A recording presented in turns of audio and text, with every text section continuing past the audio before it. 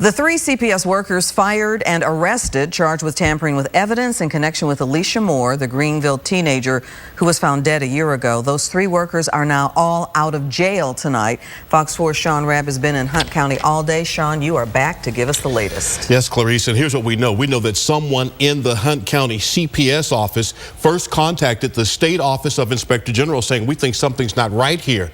That office sent agents to Greenville to do its investigation, took what it found to the district attorney there, who then went to a grand jury.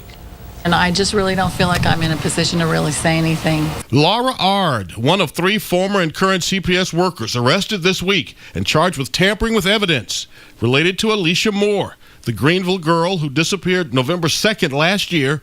Her body found 4 days later. I really don't feel like I should say anything. I really don't. I really don't think I should say anything. But sources inside the Hunt County District Attorney's Office tells us August 21st of last year, Greenville police referred a case to CPS concerning Alicia Moore and her family. Caseworker Rebecca Ross was supposed to do what's called a risk assessment report to determine whether Alicia was at risk of neglect or abuse. The standard for completing that report, about 30 days.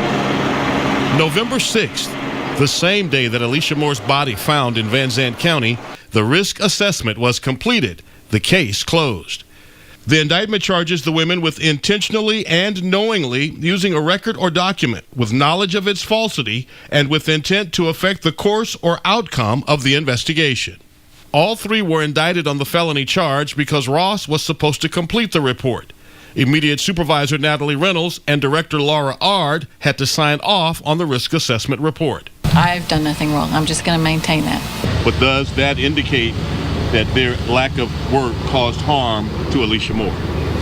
Well, it might have. We showed the indictment to Dallas Attorney John Tinkle, not involved in the case. Questions remain as to what would have happened had they made the risk assessment before.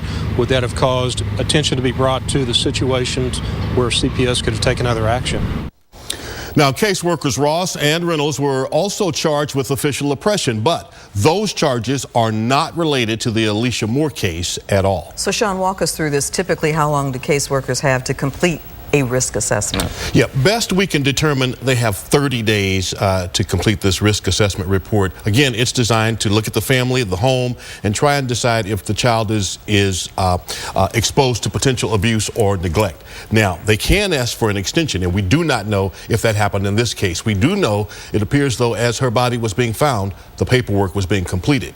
And Clarice, we know the district attorney first asked a grand jury to consider criminal negligent homicide against the caseworkers, meaning that office clearly felt the women's actions contributed to Moore's fatal ending.